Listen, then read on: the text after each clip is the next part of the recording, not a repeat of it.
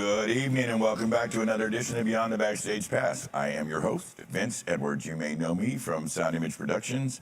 I also have a couple closed roadie groups on Facebook, one called Death by Loadout and another one called The Backstage Pass.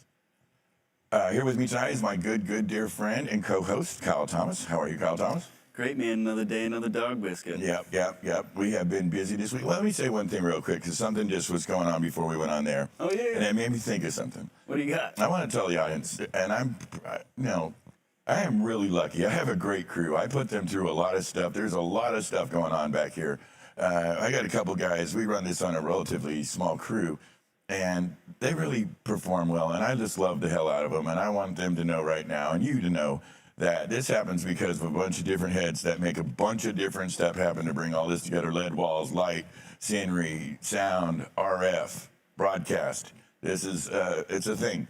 And so I just want to share my appreciation with you and Michael in particular. That's and very Alan Pettibone, our LD, and Winston Dama for helping us with scene set. I'm very lucky. So thank you. Absolutely, I couldn't agree more with you, Benny. All right, I just wanted to say a big thank you to Greg Price, last week's guest. I owe a lot to this gentleman. He's an incredible engineer, and he's given a lot of time and patience, not only to Sound Image family, but me and Mike, just helping us out, teaching us his ways. He had an amazing show. We re-filmed it and re-released it, which I think came out much better than the original. But yeah, I think it was a solid show, and I just wanted to give him some love. We redid that because Greg Price, I often proclaim how much I love many of my guests and I certainly respect and have a long history with.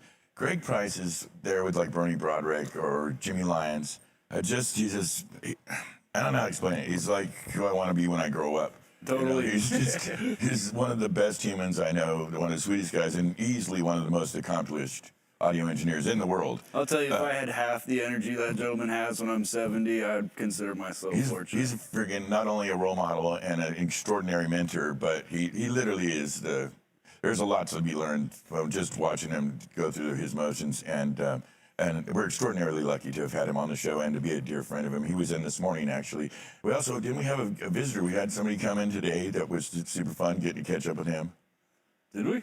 Yeah, his name's Rick Allen from Def Leppard. Oh, that's right. We got to. We're actually talking about that. Okay. Yeah. Why wouldn't we? Well, gotta be cautious of what we talk about. But sure. We all posted. You're right, but we posted pictures of it. It should be all right. Yeah. It's Rick Allen. He's a dear friend of the show, and Yeah, I think he was getting ready for to go out, release some of his art, do a little bit of his art exhibits, maybe go out to New York again and a couple other places. That's right. Stop by and said hi. We hadn't seen him in a while. It had been a month or two. And he's an artist. He's an extraordinary drummer. He's a survivor. He's an extraordinarily charitable man that is involved in all these organizations, Sweet Relief, Project Resiliency. It's just the big one, Big Love Army. I think is really beneficial to go check out on Facebook, or he's got a couple of groups, I think. But that's his primary one. And the Big Love Army. It's a great page. There's a lot of good happening vibes there, He runs that with his wife, Lauren Monroe, who's got her own extraordinary band. Oh, yeah, they're amazing. Yeah, we did them. We talked about it a few months ago, doing the Big Love Project here with a bunch of them. It came out absolutely incredible. Yeah. I would like to thank Sweet Treatments, Jackie Corsetti. She's the best. She puts up with our shit a lot, and she's a total sweetheart, a total pro. She just got her new place opened up and running. I saw some pictures pretty recently. See that mural? It was extraordinary. Amazing. Yeah, she's an extraordinary woman. She does backstage ambiance. When Snoop Dogg needs a giant mural and want to leave for a set piece on stage, Jackie Corsetti. There's nothing she can't do. She brings class, taste, and style to every project. I know one of the great ones I know that we were involved with was Prince wanted aromatherapy on his shows, and Jackie Corsetti figured out how to do that. And sticking lavender in the vent. Yeah, that's a good story. You should watch her show. It's incredible. Yeah, you give her a challenge, she's gonna work it out. What venue was that? Do you remember? Oh, dude, what was that? It was at Sap. Fox or something? No. Was it Fox? I might have been the Fox. We got to rewatch the episode. Regardless, she's an extraordinary woman, and we're lucky to have her as one of our sponsors. Yeah, I'd also like to thank EAW, our other sponsor. We got a nice little stack of them back here. Of course, it's digital representation because me and Mike are lazy and don't want to push giant speakers into the stack. They're only 1,200 pounds of You get over the weight, they sound incredible when they're actually not just set pieces. Yeah, yeah. I'd go to EAW Users Group. It's a great page. Yeah. One of our favorite manufacturers. It's funny because we do love EAW more than anything. I think you guys know that. We also had David Kerner in here from L Acoustics this week. Acoustics, that's right. It was nice seeing him, and we love those guys too. You know, there's many great systems in the world. Well, we got to talk up the K3 a little bit. K3's coming, guys. K3's out there and waiting. Yeah, that's going to be interesting to see how that gets deployed. Yeah, we'll see how it goes. Yeah. I'd also like to talk and give a shout out to Signal Illinois. They just had their 100th episode. That was super impressive. The boys over at Signal Illinois, you know, Michael and Chris and Kyle, they put on a really great show. They handled the ones in this era. As they get into some of the finer details of Tech Talk, they did their 100th show last night. We made an appearance just to wish them well and send them some love. And yeah, I really look forward to every single episode they release. It's really good quality stuff. We have different content than them, and it really touches on certain things that our show doesn't. So it's nice to get kind of a tech perspective in some of the pieces. Absolutely. Absolutely. And they had Jakubowski on. Jim was on. You know, that was their first guest, and that was their 100th guest. It was very and then I think you can still go and rewatch it. It's all, me and Mikey tried to rewind it, catch a couple bits of it, but they had some live performances and stuff. That's right. You know, you've been keeping me busy. We went that day, had the heavy metal band in, pretty big heavy metal band rehearsing. Right. That was this week, yeah. The day before, a couple days before that, we were working with Tony on some, live release thing. We did a couple days with them in here, did a big show. That was super fun. We've worked with them over the years, over the decades, really. And I'd forgotten, the last time I was over at their studio in Mindseed in Oakland, and we just dropped a bunch of gear, and I hung out with Dwayne and the boys. But I hadn't listened to the actual band in a minute, and I forgot what a great band they are. I mean, they're ridiculous. They're actually an extraordinary band, and they came in here and kicked its ass. And this week we got some country music coming in. Yeah, we got Chris Scoville. Weekend, so we're touching on every genre. We're just it's boop, boop, boop. Next we'll have a big rap act in here or whatever. We just want people to be happy and do stuff and play with the gear and keep the boys busy. I'll tell you, as much as I love working on this sound set, I love the fact that I'm going out on site surveys and there's work picking up all over the place. It's like, we're turning out a lot of bids. I think there was 2 or 3 site surveys this week already, which are super good. We're really happy about that. And my brother's in there, pushing out the numbers. That's what he does, and he's amazing and kind of miraculous at it. And when he gets it all, it's good to go and hands out the stage plots and the input list, we'll start building them and putting them in the world. So my smile's getting bigger and bigger every day. Yeah, we're super ready. We're shaking the dust off, and hey guys, there's light. The tunnel is starting to get more open and more light. Hang on, we're almost there. Pat Cheney checked in earlier. Pat O'Doul said he was talking to some local 16 cats, and looks like work's coming around too. So our brothers are getting it too. It's nice to hear. Pat was jonesing. I've seen a couple of my good. We love Pat O'Doul. He's a sweetheart, and we need to get him some work because that guy's a worker, and his natural habitat is out in the mix with the rest of us. So we need him to do that, and we need this to happen. And it's Scott Cheney, our dear friend. Good evening, Scott. Thanks for tuning in. And the one and only Charlie Zaricki. We love him. So, thanks, guys, for being here this evening. Thank you for all the work. It's great to have you busy and things going well. And thank you, brother. Thanks for keeping me busy. Yeah, shit. You earn everything you got, man. That's one thing here in this show, and we're very proud and thank you for that. Listen, I got a big ass show. Seriously, dude, you picked another nugget for us, dude. Seriously, I feel weighed down by the weight of the responsibility of properly introducing my next guest. We're both like, we're not worthy. Pull up my pants. We're not worthy. Well, there is a little not worthy. I was talking to let me do this. Let me do it, and I'll explain it in the introduction. All right. Thank you, Kyle. Yeah, blessings. Guys, listen, you came here on a very special night. I love to do this, but I will tell you, like I said, the onus is on me a little bit to properly highlight the vast experience of this gentleman who's with us this evening. I was talking to him a minute ago, and I mentioned that over the last 30 years, I don't think I've done a show in California where he wasn't my boss, and that's actually true.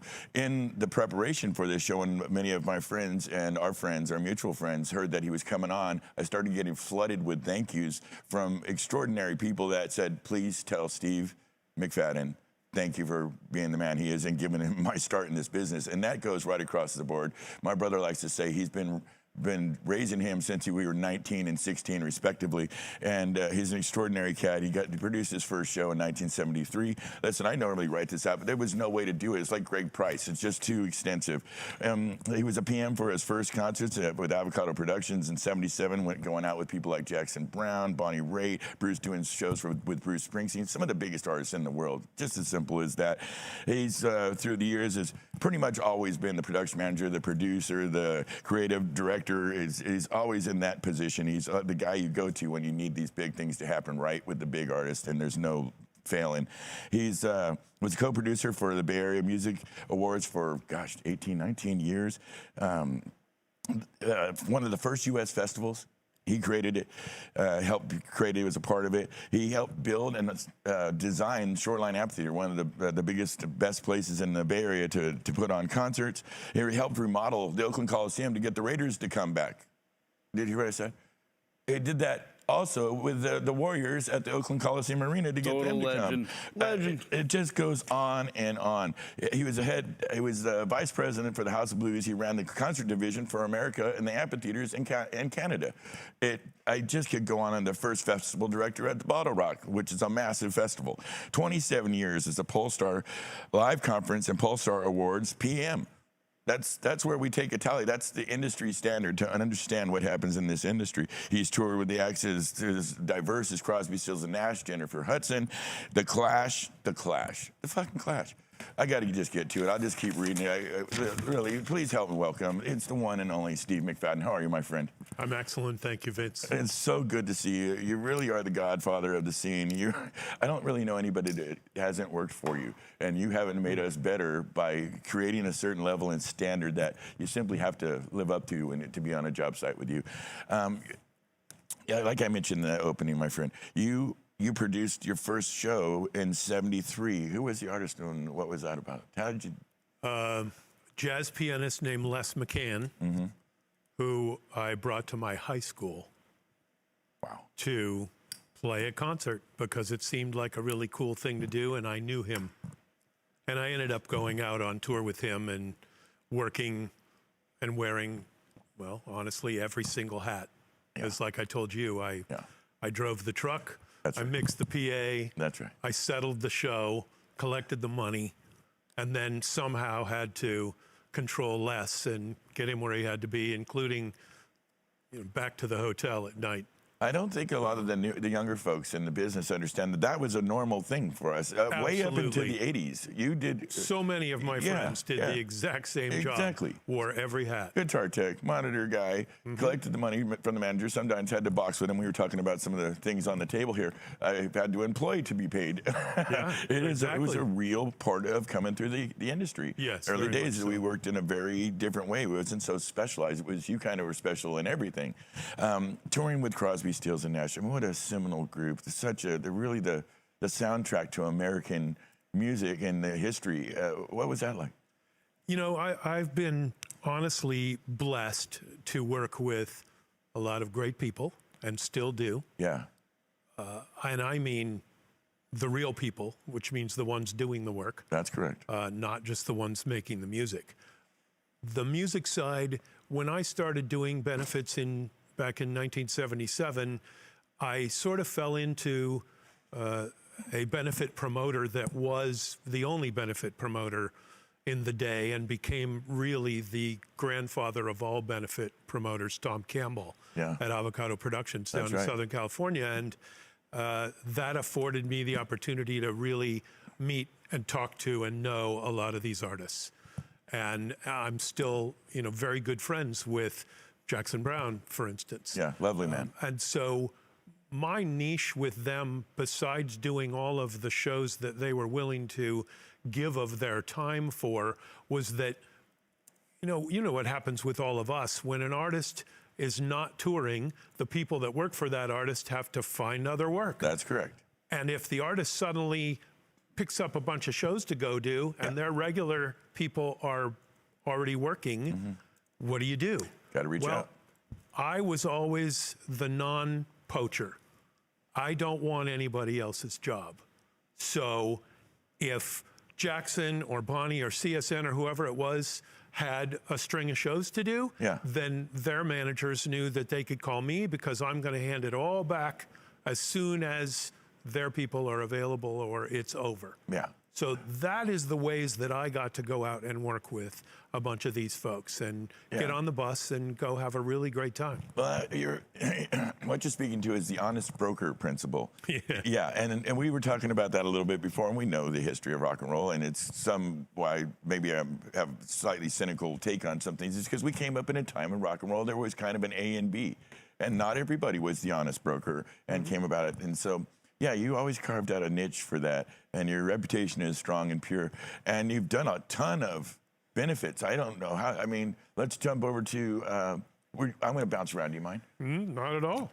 That brings to mind the Bridge School. I'm just somewhere deeper in the cards, but you know we've done a lot of Bridge School. Bridge School is you helped bring that up with Peggy and Neil Young, which is an extraordinary. One of the things I'm getting the hair on my arms too, because that always felt like one of the best places to be for all the right reasons. Tell us about how the Bridge School benefit concert, which is a Neil Young and Peggy Young, his wife, his former wife. Benefit that would bring some of the most incredible artists in the world together for this weekend of extraordinary playing at the Shoreline Amphitheater. Right. It really was Neil calling up his friends. That's right. And trading favors to ask them to come and be part of this event, Yes. which was raising money always for the children with non-communicative cerebral palsy. That's right. Which is one of their sons. That's correct. That's how that all got going. And when they asked Bill Graham. they asked Bill Graham, you know, we want to do this thing. What do you think? And Bill called and told me, whatever they want, just give them the place. And so we all got together and sat down and met and Turned into a just really beautiful thing. figured it out. And it was really just, you know, Neil asking all of his friends and people like Tim and Bob Stern and you know all of the cats that surround Neil would come together at Shoreline in order to create that. And in former audio alliterations of some sort, you guys were always there. It didn't matter the name of the company. Nope. It only mattered the people that were there to get it done. Yes. That's really what it was all about. And Neil traded those favors by doing events with those people, for those people, whatever he could do in order to trade the favor. That's correct. And frankly, it was a beautiful thing to watch everybody come together. But it also birthed, you know, Jackson did his own version at a school in Sedona, Arizona. That's right. For 10 years, invited his friends each year to come and be part of this big benefit gag. That's and right. then Crosby started doing the same thing in a little outdoor Shakespeare theater in Solvang, California, Good old Solvang. where he was, you know, again, raising funds for the children in the area and schools and the like, and inviting very personal, very special guests to come and join him on the stage. Yes. And just have a great time. And Some of those shows these were artists are incredible. Are really you know, the most incredible people. Yeah, I mean, from Sir Paul McCartney to Josh Groban singing with the Smashing Pumpkins, the Foo Fighters when they were really nobody, to all the way up. This was I think 23 or 24 of these. Well, the very first one was in 1986. Yeah. And they only stopped doing it, 4 years ago now? 3 years ago? I don't remember. I lose track. This last year's really thrown my calendar weirdness around. I can understand that. Yeah, but my God, some of the most inspiring moments were at this at the Bridge School stuff. And again, it was a couple days, so it was kind of like a 4-day event for us, And it was I saw some of the most Tony Bennett with Norah Jones. I mean, just extraordinary. Well, look, we're blessed to be in the Bay Area, we really where so much of this happened and was created, and getting to work with and around a person like Bill and everyone else that surrounded him. I mean, nobody individually as a producer, promoter, put together as many shows for good causes and right reasons Yeah. than Bill did. All over the world, not just in the Bay, but No, that's- because we were uniquely positioned to be here, to be part of it, That's right. we're so spoiled. Really lucky. There are people in the other parts of the country and other parts of the world that would kill for that kind of opportunity. Yeah, yeah. It was a strange, wonderful mix of incredible talent, people coming from things from a really special place and approach, and the talent wasn't just the artists, which we were extraordinarily lucky to be kind of inundated with great, players, but also people, like-minded people backstage, people like yourself and a lot of us that have really loved being a part of these things, and Right. it's just extraordinary. It kind of, again, I'm kind of switching out the cards just to stay on theme here. So we're talking about a place called Shoreline Amphitheater where these were held. This is a phenomenal place, and in the Bay Area with a very unique situation with how places to play. And that was a place that, I want to say 84? Shoreline opened June 29th, 1986. And you guys started talking about it and planning it, though. Yes. And about 84. And when I say you guys, this is Bill Graham.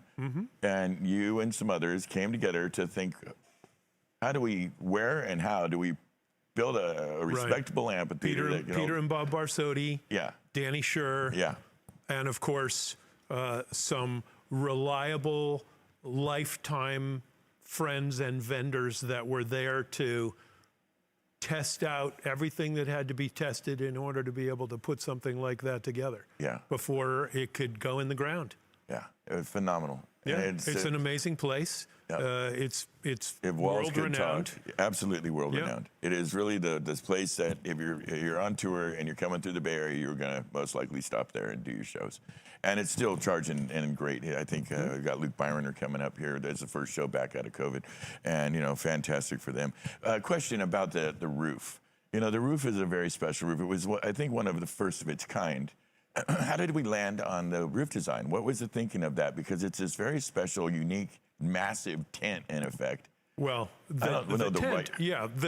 So are you talking about the tent or the roof? Well, I'm talking about, look on the program screen, that. Oh, that. Yeah, Right. yeah. That tent. That is a special thing. The airport in Denver was covered with a tent like that. There's a number of tent structures like that now. Yeah. The architect that was involved at the time spent a lot of time with people like Peter and Danny, dreaming up ways to make a statement. Yeah. Sure Really did. make a statement, and it certainly does all of that. Of course, we went through those times where you have the odd deadhead who manages to get into the anchor point and climb the cable to get up onto the tent fabric, and Yeah. those kinds of things that Yeah. you were hoping wouldn't happen. That's true.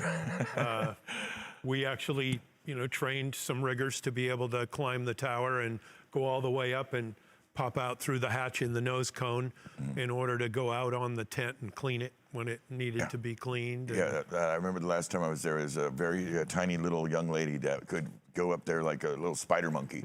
She was extraordinary. And we always used to marvel at her in the mini shows we do through a given season and watch her just springing around up there. Yeah, it's. I think Chung used to go up there. Yep. It's a very. I think it gives it its distinct character and look and feel, and it's. I can't imagine it not being there. And it's somewhat grown to be a thing that's more of a standard that you see in places, like you said, in Germany and other places around the world. Well, we love the Shoreline, and thank God that you've helped us with it. Working with Bill Graham Presents, this is one of the legendary production houses. When did you first come to Bill Graham, and how was that? I mean, what was your was it a good relationship? Bill Graham is such an iconic figure. He was. So few of us were able to work as closely as you did with him. I was fortunate to get to do some incredible things with Bill. Yes. I loved my time at BGP. I have great and dear friends from the very beginning of that time that I'm still close to this day. So for that, I was very fortunate to be involved and get to be part of creating so many unique moments in time. For some for just great fun reasons, some for, again, those benefit things we did after the earthquake, for instance. Oh yeah, that was fantastic. Doing a show Yeah. for earthquake relief at the Cow Palace with Neil Young and Bob Hope. Yeah. Nuts. Who does that? Who puts that Yeah, together? that happened, people, and it was actually extraordinary. It was incredible. And Bill was a larger-than-life figure. Yes, he really was. He was very loyal to his people. Everybody that worked for him knew that he would back them all the way, no matter what. It was a pit bull when it came to his people. Very much so. Yeah. And very much so for crews and production people. As well as the stars. He was Yeah, he famous loved- for taking care of Absolutely. the touring crew as much as the touring band. Absolutely. And Yes. that was very unique and is very unique in this business. Mm-hmm. You do shows in other parts of the country where you may never even meet the promoter. Don't know who the promoter is. That's absolutely But common. in the Bay Area, everybody knew Bill, Mm-hmm. and that was certainly understood at his memorial in Golden Gate Park. Oh, when yeah, that was- hundreds of thousands of people That was a special came day. Mm-hmm. to honor the guy that produced the shows, not some Yeah. artist that had perished. That's right. I mean, that's crazy. It was an amazing event, right? I mean, Oh, like you yeah. said, I think it was about 220,000 people. At the very least. It was extraordinary. Yes. And I think I even, busted a tear on that one. It was, we were stage right, and everybody that spoke. It was extraordinary. It was. And it really showed how many lives that man touched, and how many amazing things. He really created norms for doing large tours internationally. Without a doubt. He invented a lot of what we all not do. just what goes out front, but what happens backstage. The norms, the standards of what we now call professional touring and professional touring, real, realized shows. I mean, and then if you think about the side where, his work with all the bands that he worked with and sponsored and mentored and brought And up. managed. I mean, extraordinary. Was I know you did, I believe you did a lot of Grateful Dead work in your career. Was that I did a directly few related Grateful to your... Dead shows yes. over the time. Talk to us about that. So, well, that's in its own right. The Grateful Dead, I did 12 shows with them with... was their big song, Touch of Grey tour. And oh my God, I was over, these are massive shows. We're doing 250,000 people in Laguna Seca for 4 days, with the X-Ray Spec and Bruce Hornsby and to going all over these massive places. Remember that? Yeah, extraordinary, like extraordinary. I remember it being a little traumatic for me, but I was young. I was like, damn, these people are really, it was a lot of fun. What was your experience with the Grateful Dead? Well, working with doing Dead shows is different for everybody. Yes. Some people fully embrace it. Yes. Some people don't. I was a little punk rocker. I was a little sore And thumb in there. I won't lie. I did not fully embrace it. Me neither. I worked a whole lot of Dead shows doing a number of different things for the show, whether it was, building a replica of the Golden Gate Bridge and pushing it down the length of the entire floor of the Oakland Arena at New Year's. Wow. With Bill rising up out of the center of the bridge as his robes got longer and longer and longer as Father Time. Wow. Or just doing multi-night runs at Shoreline, or annually doing the Dead a long time ago at the Ventura County Fairgrounds. Right. Those kinds of things. So I always enjoyed the show and the production for what it was, and the amount of work and effort and the creativity. Yeah. They just weren't always my favorite band, I won't lie. Yeah. But most extraordinary people that know me know that, experiences, but not my thing. When you're working it, I think it's a very different experience than what the audience is experiencing, and that's really this is part of our job. Is just to give that audience Don't experience. have to love everybody that you work with. Always mean that it's exactly your fit, but we're very lucky to have, I think, experienced this. This is a very iconic band. They literally own a segment of music and live music, performances that was kind of an honor to be a part of. I wouldn't do it again. I used to tell everyone that I knew that they needed to see the Dead once. You have to experience that, because it is an experience. It is not truly is. just a show. Nope. It is a complete experience, lifestyle, man. et cetera, et cetera, et Oh cetera. man, it has its own smell. Actually, it literally. Well, it definitely had that. Yeah, But that, it is a. they bottled it and sold Whoa, that. man, it was it was something. Listen, I'm a little envious. You know, I'm a man of a certain age. You're a man of a certain age. You got to definitely like 1 or 2 extra years on me. You got to do something that I've had people that have worked with Led Zeppelin and some of the biggest bands in rock and roll. Pink Floyd's one of my favorites. I never got to work or see the Clash. You got to work with the Clash. You got a good Clash story. I mean, there would talk about a band that really moved the needle a little bit into. There was such a transitional form, you know. What was it like working with Joe? Joe? He was a force of nature. No doubt about Absolutely. it. I've heard stories. Like there are very few like that, quite honestly, That's right. that could That's right. pull that kind of stuff off. But you know, again, I wasn't with them for very long. It was a string of shows. We were doing theaters, and honestly, I'm not going to sit here and tell some big bad story about the band. Their audience, Yeah. talk about a devoted, Oh yeah. completely immersed crowd. They hung on every movement and every word, and that was amazing. One of the shows that I did had the theater pit was covered in order to bring the people closer to the stage. Right. Unfortunately, done by others prior to us arriving there to do the show. And unfortunately, It collapsed. yeah. Oh yeah, shit. railing gave way, pit man. collapsed. Oh, that's bad. But nobody was hurt. And we only had to, we kind of almost never even stopped the show because Joe just took control, Yeah. told the people what to do, Yeah. and we moved the people away and made it sort of half-assed safe and kept going because back then safe was a relative term. Yeah, sure. There was no particularly Event for that Safety crowd. Alliance, and there Yeah, was yeah, didn't exist. there were no standards Yeah. for any of that. Maybe once in a while a fireman might stop by. You know? Yeah. So we got away with something that would have been a complete meltdown Yeah. in today's world. Yeah. Yeah. No. So Wow. but that's- it was fun. I can say that. Yeah, It they was were a really. good But time. you're not wrong. They really did have a diehard following, and you know, a band that was very short-lived. They didn't get to do a lot of live performances, and so the ones that were captured and the ones that folks like you got to do were kind of precious in a weird way because they were such a seminal band. Yep. I mentioned in the excuse me in the intro that you know there's this thing out there called Polestar. Polestar is really an industry standard thing. Between their awards, their magazine, their all the different ways. They're the guys that help us kind of understand who's doing what's the movement in putting that ticket sales, for example, so on. And you have been producing the live conference and the award ceremony for over 25 years. Yep. What's that entail? Because I have to imagine that's pretty important to get right.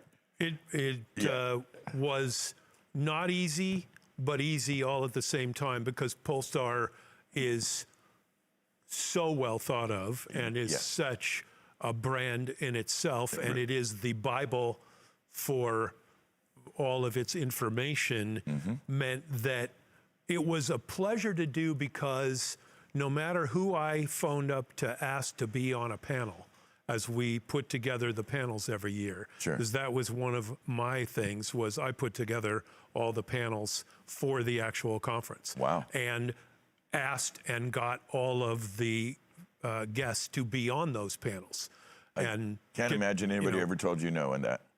well, not usually. Yeah. Not usually. It's really- It was really incredible to be able to know that everybody was going to take your call, Yeah. and it didn't matter if it was the head of an agency No. or a promoter or whatever, what Sure. have you. It was a really, really great thing to do, Yeah. and I enjoyed every minute of doing it and being involved with the industry in that way, bringing everybody together in the largest gathering of the live industry in the world. Absolutely.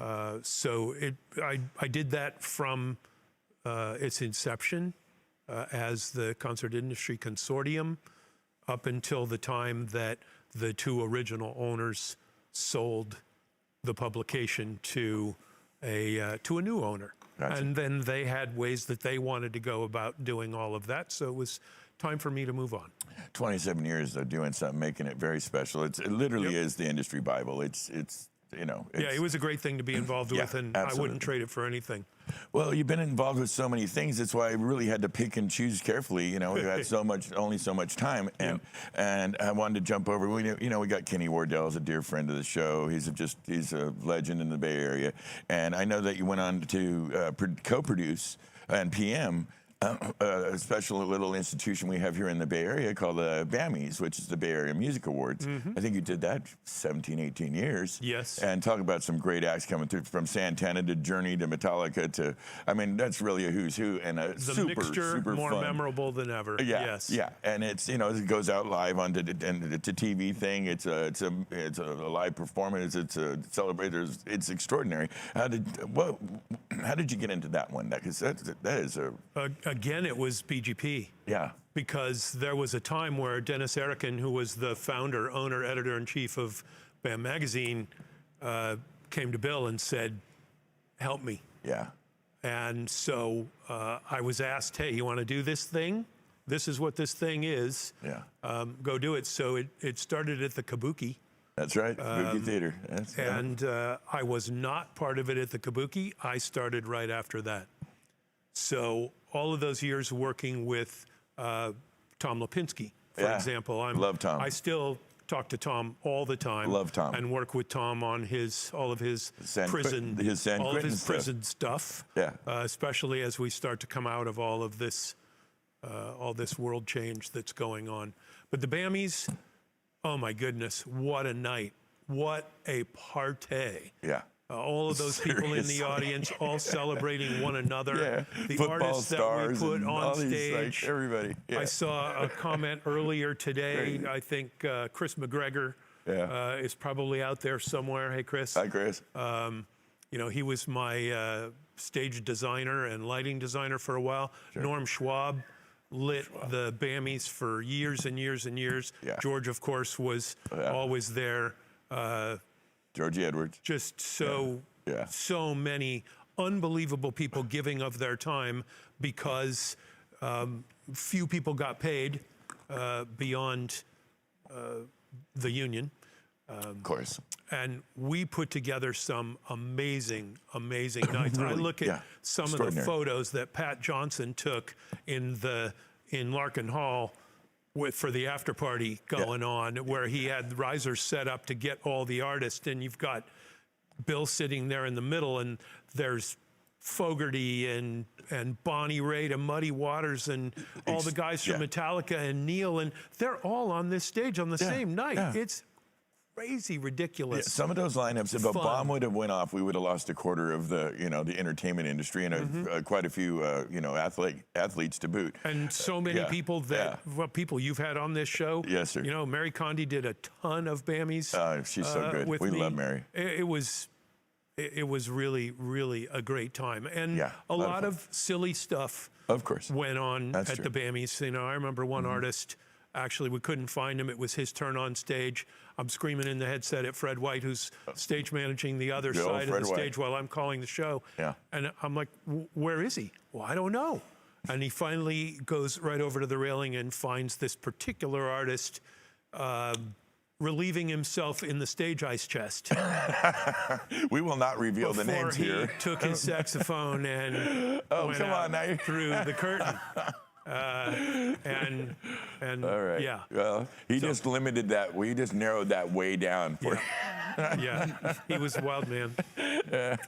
Yes, extraordinary events, a lot of great memories. A lot of wonderful. When you mentioned Tom, remind me, I have something for you from Tom.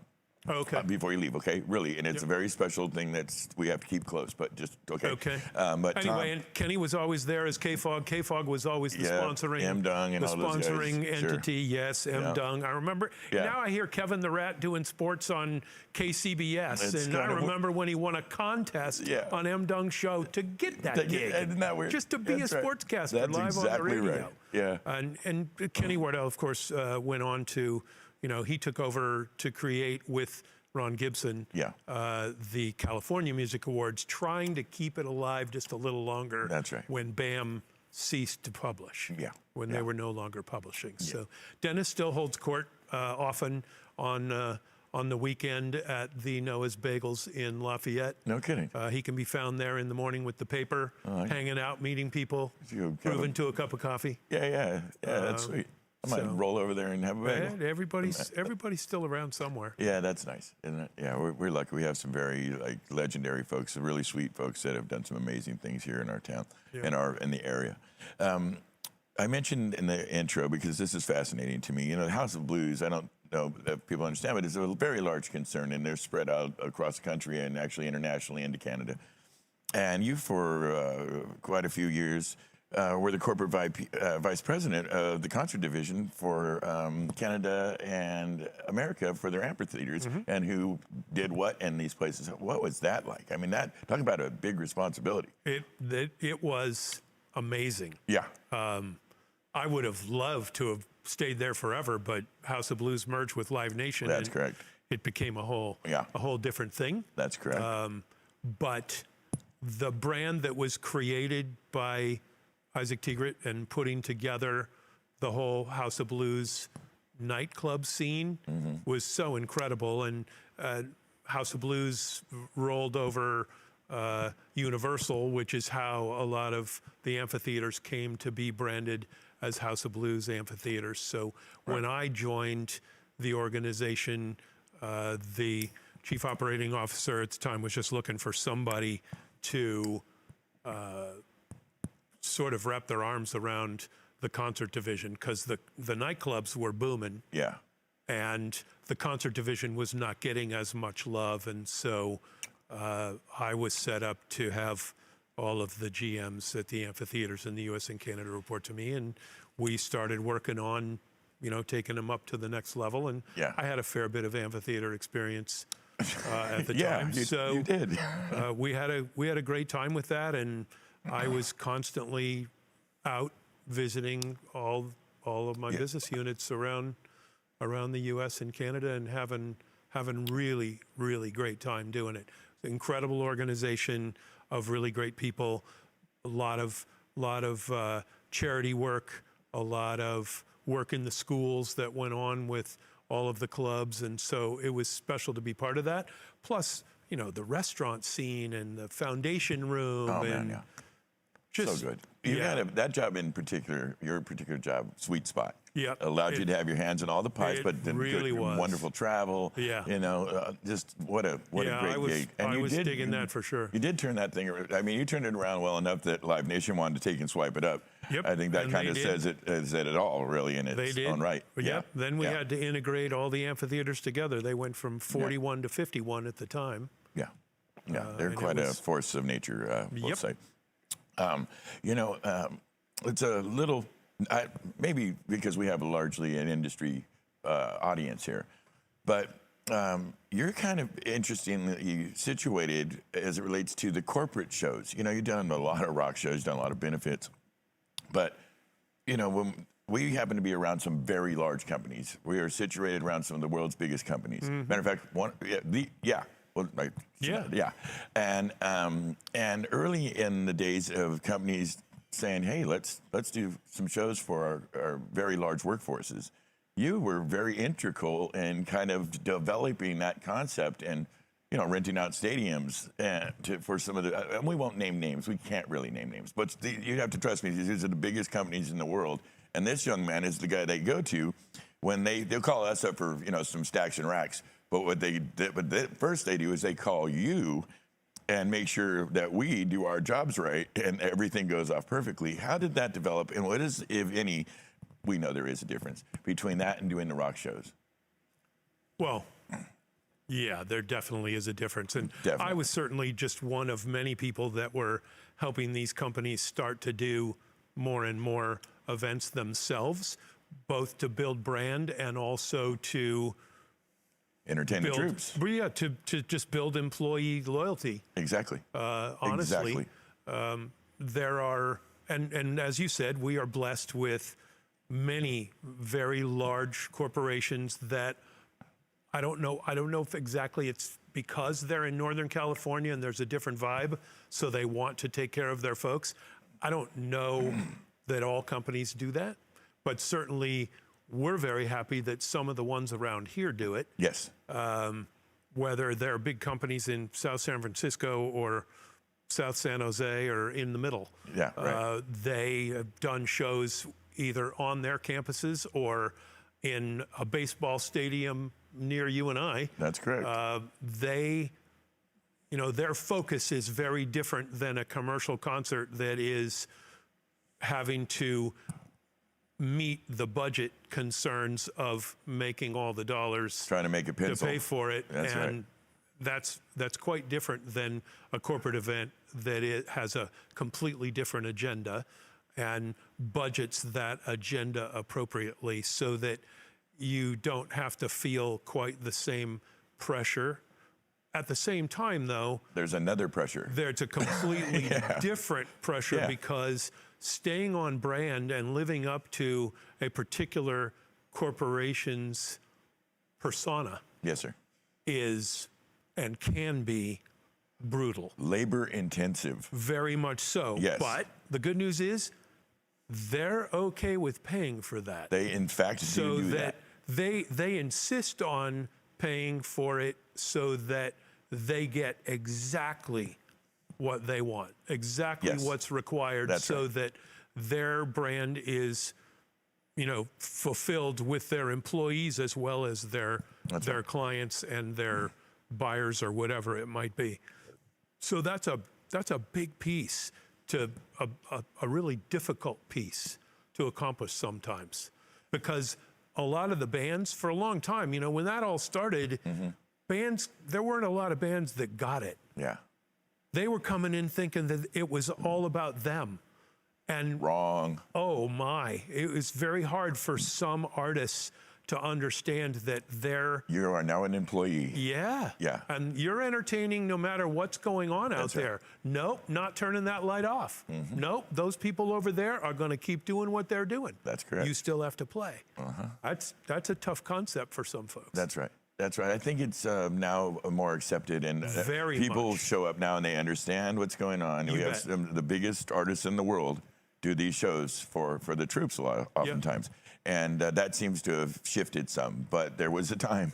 You're right. There was some resistance to this, and they understand the kind of the artist take on things versus the business take on things. And I have to say that part of that sometimes came from the fact that in the early days of large corporate, they didn't always have people who knew how to do the concert side. Sure. And they didn't always understand that there was a reason that those things are in the rider, and that you can't use a convention center PA to do a stadium concert. And there's a lot of parts and pieces that were different than they were used to. So it took some years for the education of the corporate client That's right. to be able to really work correctly with the right vendors and the right folks to make them look good. Once they figured it out, though, Oh, now, boy. as you say, it's Professional operation. as big as it gets. Oh man, yeah. Some of these shows are extraordinary, and Yeah. Again, some of the largest acts in the world do these shows, and we are lucky enough to be involved with them, and Yep. largely with you at the helm, and it's always a Sometimes. it's always a treat. Yeah, I like it. I wanted to zig around back down to 1982. Europe has a strong festival history, Glasgow. But it was something that was a little. Some would say, Woodstock was it wasn't. Monterey Pop. It's not really a festival in the sense of the way. I mean, it's a thing, but it was. Well, if you look at them now compared to festivals now, Yeah. yes, you could say it was a festival. But at the time, It was more. at the time, nobody really in this country knew that term. And you so were much. Exactly, and So- you were involved in bringing one of the first American festivals to. It was about 82, and I know you were in the desert for 57 days on this thing. Talk to me Yep, about living this. in a trailer doing the first Us Festival. Again, This is the S Festival we're this talking was about. This Steve is Wozniak from Apple going to Bill Graham and saying, Yeah. I want to do my own Woodstock. That's massive how show. he likened it. Yeah. A massive show. Massive show. And so Bill assembled all of the usual suspects, Peter, Bob, Greg, Danny, everybody got together to put this thing together. I was asked to participate, so I was just one of several people that were taking some part of this thing and trying to wrangle it. Well, something that big needs. It needed a lot of little army wranglers. to It get it got a done. lot of wranglers. Yeah. Mark Bethel. So many people from the Bay, Yeah. a few people from outside, but Bill really likes people that he knows and can trust. But the legendary Michael Ahern These are really rock and roll legends. was a huge part of that. Tom Mendenhall, who started FM Productions with Bill, was there himself.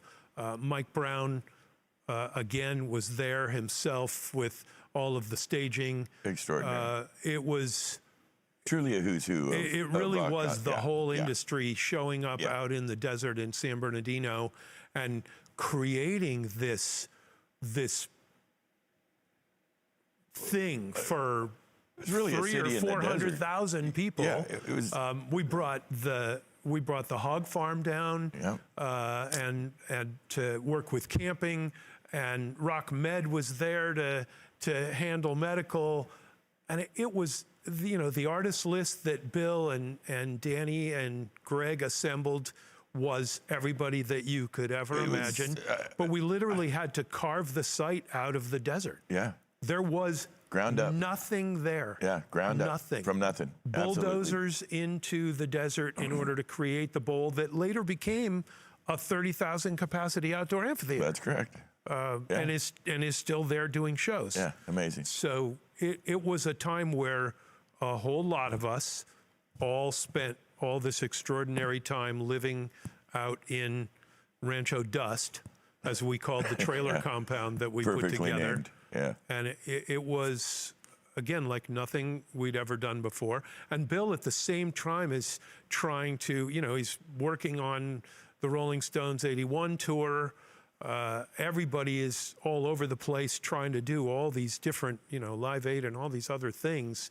And this was just another thing that came up and was insane. My parents came by San Bernardino and to check this thing out.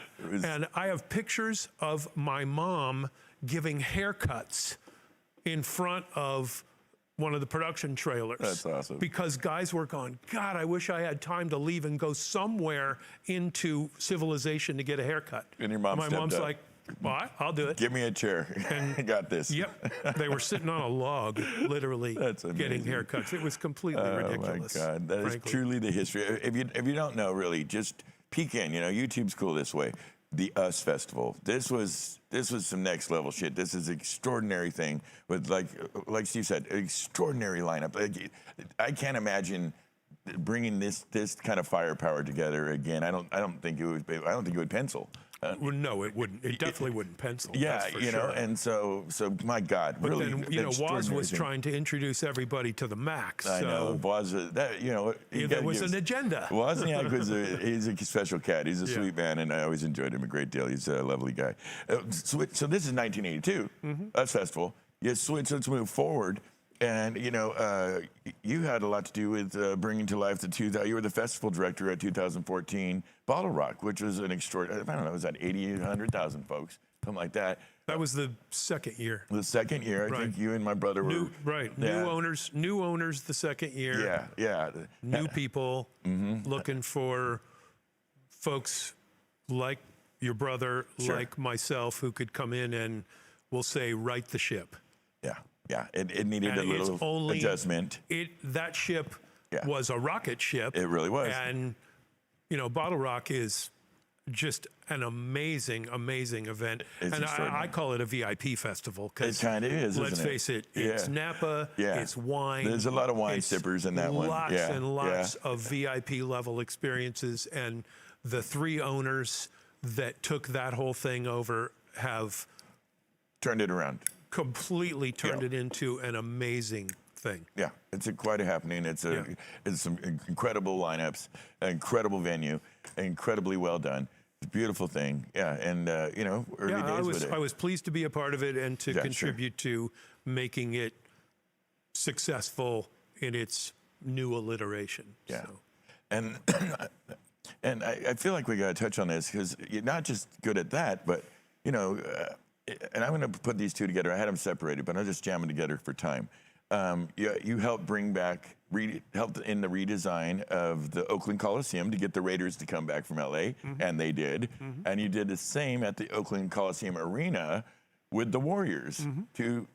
I mean, talk to us about your side of doing this, the designing and getting these billion-dollar franchises to come either back or to be happy. Luckily, I have nothing to do with the business side of what the team is doing. Yeah. However, I was fortunate to be part of the construction team to actually get the job done, to still keep the stadium playable for baseball, mind you, while we're trying to turn it into a at the time, more modern football stadium. Of course, it was still a building that had opened in 1966. It needed some updating. It did. Yes. But no amount of, as they say, lipstick on the pig was going to completely turn that thing around. And I was just there today at the A's game. I was sad every single minute that we were tearing the old, rebuilding the outfield into Mount Davis and taking away the wonderful view that we all knew and loved. Sure. I've had to fight down all the people that blame me for that, and all I was doing was following the plans. But boy, did we have a good time on a fast track project, turning the place into something completely different. I love the relationships that I was able to create there. I think one of the things that I was able to bring to those projects, as well as many others like that, is the operational knowledge of how a facility is to be used.